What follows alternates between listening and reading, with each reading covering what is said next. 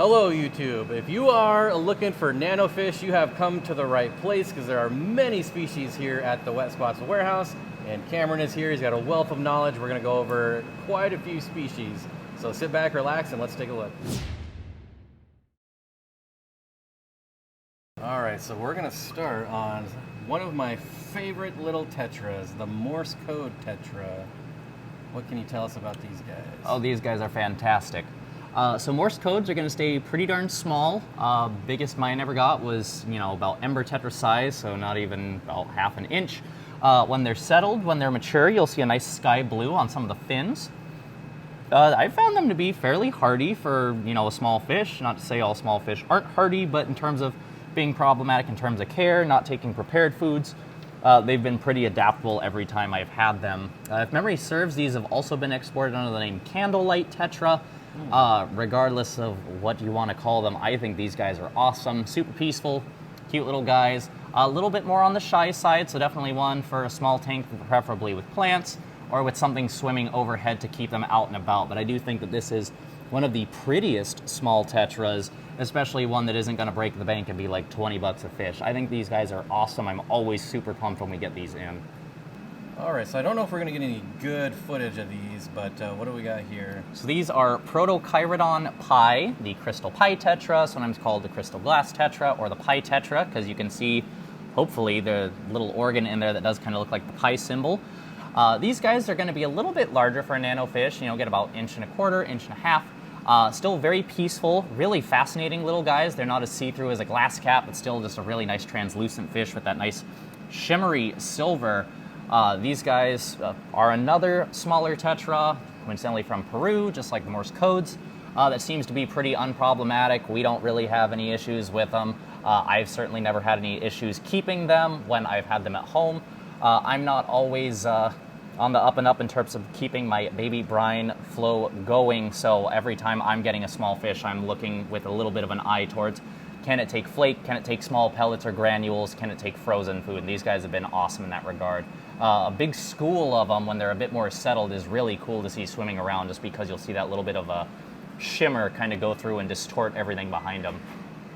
Now these I've had my eye on for quite some time. I don't know how big they get though. Would you consider these nano or? I'd call them Amappensis more of a nano fish, but they are going to get a bit bigger than that. Could you still probably cram them in a 10 gallon? Yes, you could. Would you probably be a little bit better served in like a 15 to 20? Yes, you would.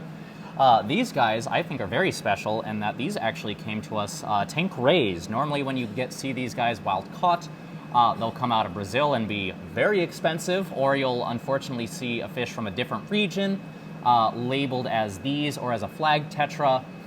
There are many fish with a very similar coloration, very similar body type, like Heterorhabdus or Schwartzae, that aren't going to be as brightly colored, but these are the real deal. They have that incredible red neon stripe up top, black stripe under them, really peaceful, cute little tetra, and again, we're very, very lucky that we're able to have a source that does have these tank rays, just because they go from very, very expensive to something much more reasonable. It's a bucket list fish for a lot of folks, and it's certainly great that we have them looking good and being a bit more accessible.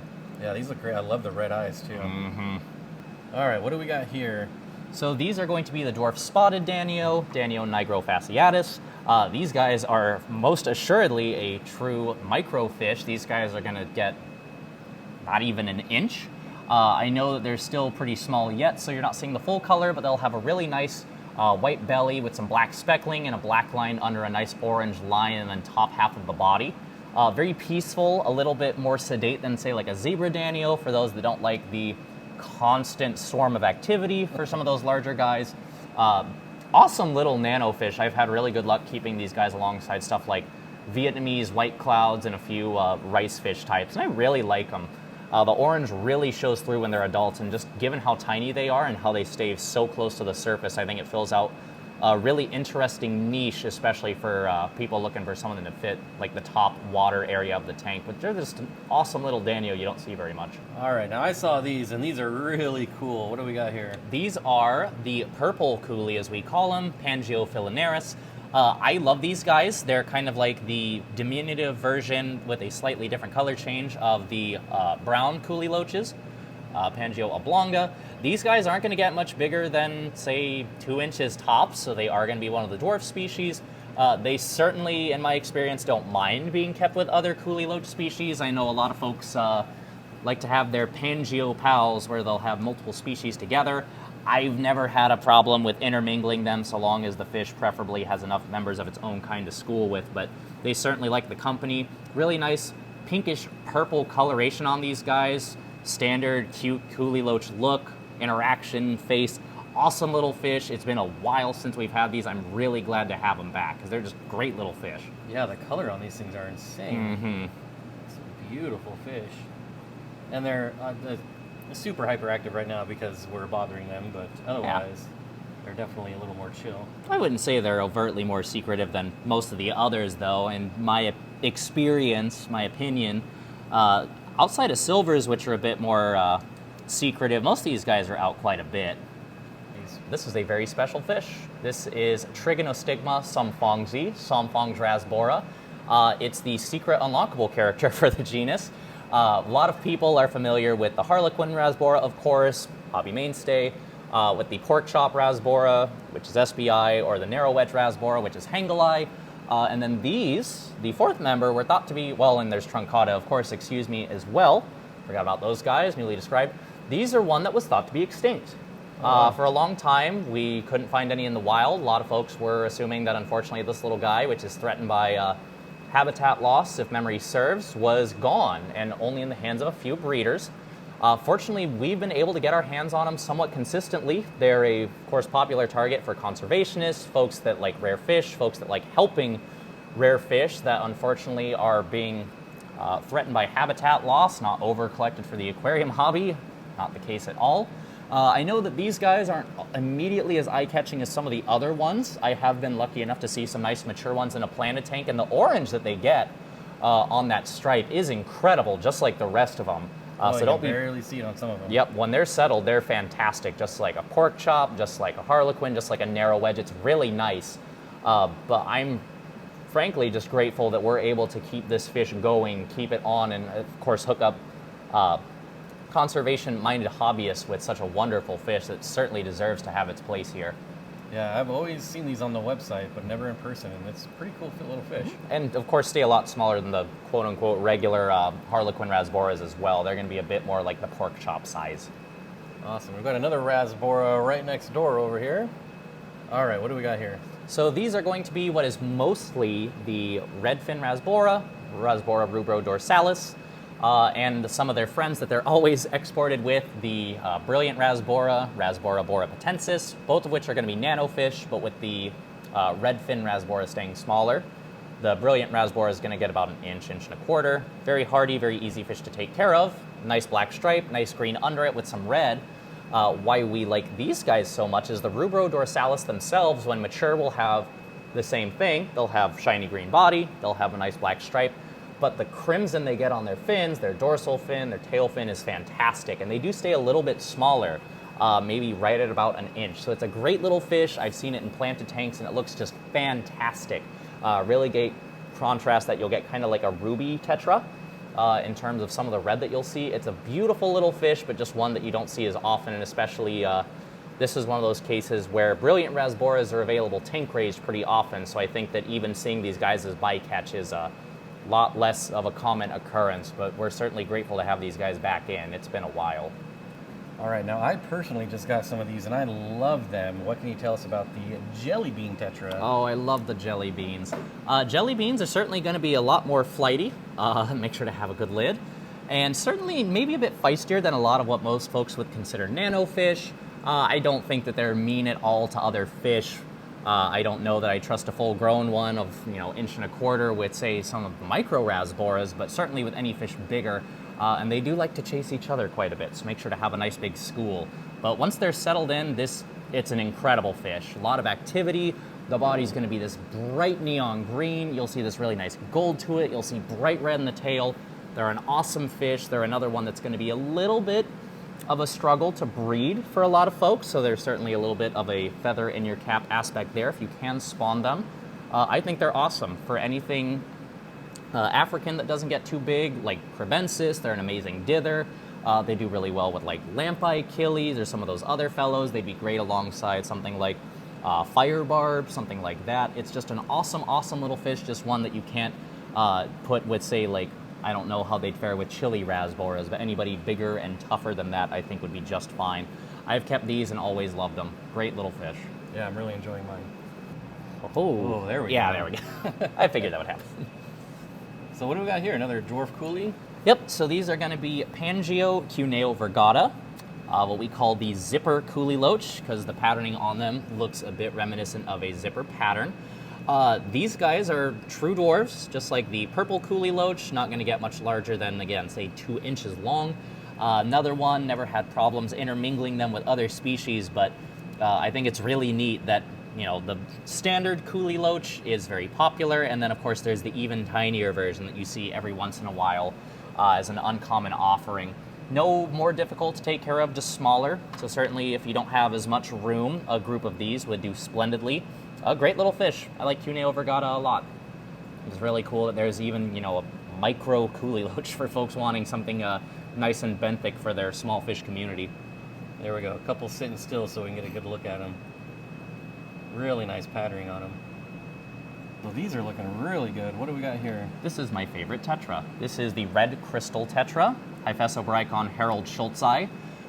These are not red phantoms. These are going to be from Brazil. They are red right now. They stay small, about 1.25 inches, and they've got that nice little kind of classic phantom look. They've got the dorsal fins that have the different colors, the black, white, and red. This is the reddish fish that exists. It's redder than fire trucks. It's redder than bricks. It's redder than red phantoms. When these settle into a tank, they are magnificent. I lucked into keeping these once as a kid. I've been in love ever since, and unfortunately they are very hard to get. They are found only infrequently. I'm thrilled that we have them because that way I can add to my large school at home. You can't beat the red. You just can't. Like, I can't over hyperbolize this. This fish is fantastic. It's small, it's peaceful.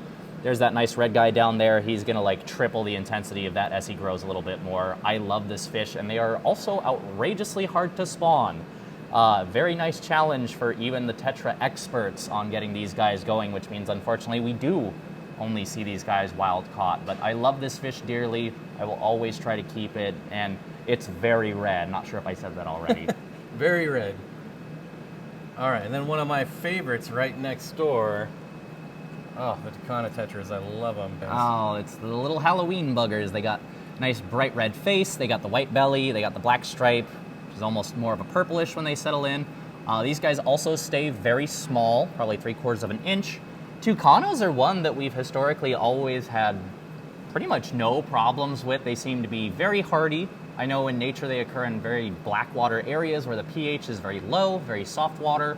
They seem to adapt to captivity pretty darn well, feed pretty readily, very pretty fish. The one thing that I can't attest to is I don't know exactly how easy they are to spawn. I don't see a lot of records of that, not sure why.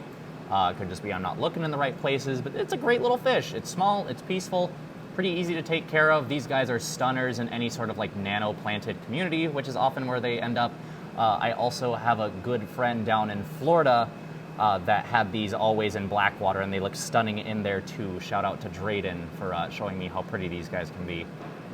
You can pronounce this because I just learned how to pronounce it, so go ahead. Aspidoras pauciradiatus. There we go. I never knew that. Sometimes Pauciradiatus. called the six-ray cory, and of course Aspidoras, as we were just talking about, are kind of in limbo where, is it real? Are some of them real? Are they all just Corydoras? I think at time of filming, these are technically Corydoras pauciradiatus. If memory serves, they are going to be moved back into Aspidoras. I'm a fuddy-duddy, and as much as I love the hard work of the scientists and the aquarium community in describing these, I'm going to call them Aspidoras. Anywho, these guys are going to stay nice and small. They're very easy to spawn. They're going to get maybe 1.25 inches. And in terms of Aspidoras, what I think is nice is that they do have some interesting patterns and color. Nice little bit of black there, as well as the speckling all over the body. And they are pretty tolerant of a wide range of parameters. Some Aspidoras do need it pretty cool, need a pretty good rate of flow, which I certainly don't think would be remiss with this species, but they certainly seem to be a bit more better equipped for a wider variety of tanks. Cute little guys, still schooling like Corys, so get barest of bare minimums 3 of this same species, preferably 6 or more. Wonderful little fish. A lot of folks that I know have had success spawning these and caring for them and always treasure them. It's just a great little quarry for folks, and especially given that they don't get huge, I think it's a really cool alternative to say something like Habrosis or Pygmaeus that are a bit more commonplace but stay so small.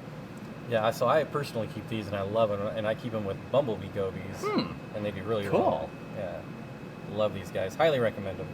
All right, now here's a Tetra that I've never kept, but I've had my eye on since seeing these the first time I came to visit, and that's the Adonis Tetra. What can you tell us about these? Adonis are very cool. I also have actually never kept these guys, never had a small enough tank where I felt comfortable placing them. Adonis are going to be a true microfish, gonna get maybe half an inch long. Very, very small fellows, and you'll see really nice tail stripes that are especially vibrant on males. Maybe not the most colorful fish, but the patterning is really, really interesting, and I think it's a little funny, and I do appreciate the patterning on it's so unique, so interesting, and they're so darn small you kind of got to sit down and stare really closely at them anyway to see it, so you'll get a nice eyeful of that for you to even take a gander at the fish. This is going to be one that's a little bit more specialized. I don't know that this would always be the best mix into like an average nano community, given that they are going to be a bit more sedate, a bit more laid back, but certainly one that anyone willing to hatch or feed frozen versions of like baby brine shrimp or Daphnia, or even just finally crush up flake food or something else, typically you'll have good luck with. This just isn't one of those fish where you can sprinkle in some flakes, kind of watch it a little bit and call it good. They're a little bit more intensive, but a fascinating little fish. One that we don't see very often at all in the aquarium hobby. And interestingly enough, there's a couple subspecies of them now, I believe, that look a little bit different. That's neat. Yeah, just cool little fish. Yeah, absolutely. I really like to keep those guys. All right, so I got to be honest, this is my third time here. I've seen these every time, and I just kind of walked past them. The other day I actually took time, put a light on here, and wow, I couldn't believe just how pretty some of these males can get. This is a great fish. Pygmy Swordtail, so you can see hopefully on a few of these males the beautiful yellow they get to them. Oh yeah, and blue, little sheen. Additional thing, which you can probably tell by the amount of babies in there, is unlike a lot of the wild type swordtails or different species in the genus Xiphophorus that you might see, these guys aren't quite as a kind of a dead end in terms of reproducing. They tend to have quite a few babies. They don't tend to eat them as much. I would say fairly easy to care for, certainly not as plug and play as like your average swordtail. This is going to be a wild type, meaning that this isn't a fancy aquarium strain. This is Xiphophorus pygmaeus. It is a different species entirely from what we most commonly associate as swordtails, and therefore are probably of conservation interest. A lot of wild type swordtails are fortunately also being threatened by habitat loss. These guys, make sure to keep the water with a bit of hardness, preferably with some plants, allow mothers or babies to have some time away, but I've had a lot of friends actually keep these in their aquascapes, provided the pH doesn't drop too much from, say, like CO2 injection alongside tetras or small barbs without much issue. They're cute little guys. I'm really grateful we have them, and unfortunately, this is one where if people in your area don't have them or aren't breeding them, there's not always a great source. So it's kind of like little pockets here and there across the country of people having certain different live bears, and if they don't travel out, then they're not going to have an opportunity to get them. Yeah, I think I'm going to have to get some of these. These are just beautiful. All right, here we have a lot of favorites, including myself, the clown killy fish. Well, the clown killy, as you can see, are sometimes very active and can be prodigious jumpers, just like a lot of killifish. These guys are always super popular because males and females alike will have the nice big black and white bars. Males will have a nice elongate fin, their tail fin, there we go. Some nice red and blue to them. Very pretty little fish, very interactive, very active. We're lucky in that these are actually wild caught. Some folks don't always get that opportunity and get the tank raised ones, which depending on source can be maybe a little bit wigglier, sometimes a little bit harder to take care of. Main thing with these guys to keep in mind is just that males do like to fight with each other a little bit, and that sexing them out when they're small can be certainly trickier, so it's always best to try to get a large group, both increase your chances of getting females, disperse some aggression, and not scrimp and try to only get like 3 or 4, just because in a 5-gallon that's not always going to work. Main thing with these guys is make sure you have a good lid, have a good group, and at least a 10-gallon, and enjoy. It's a beautiful fish. It's beautiful in planted tanks. It's beautiful in blackwater habitats. It's a really pretty little fellow, and they have a lot of personality. I like these guys a lot, and I need to keep them again. All right, let's go right next door to one of my favorites. Just the regular old Norman's Lampy killifish. I love this fish. I've kept them, I've spawned them. Anything interesting you know about these guys? Other than that, they're fantastic. I'll try to point out a few fun things.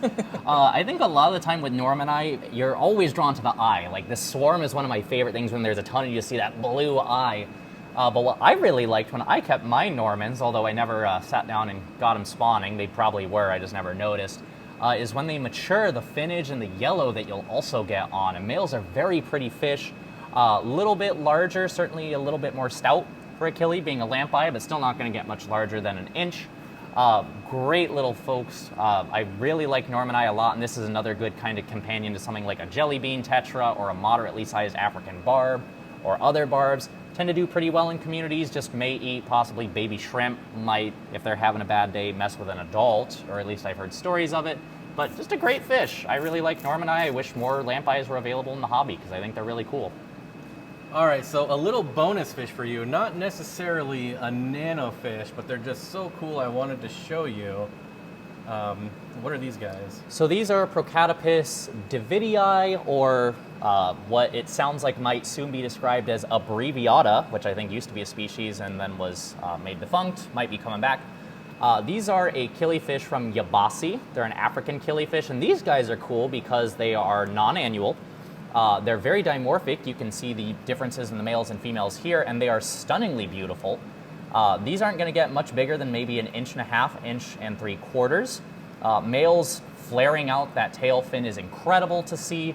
They're certainly not a true microfish, kind of a nanofish in that they don't get very big, but males will sometimes squabble. Whenever I've kept these, I would say 20 gallons or larger, get a group of mixed sexes.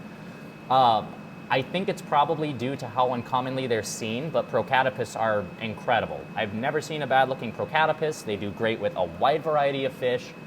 Certainly no reason they wouldn't work with like tetras or barbs or rasboras or anything else that isn't microscopic for them to chase around or anything big enough to eat them.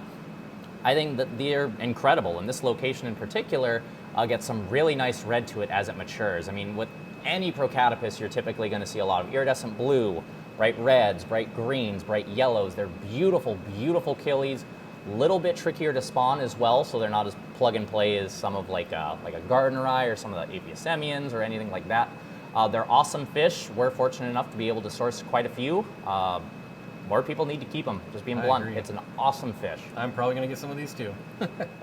There you go. Tons of nano species for you guys to research.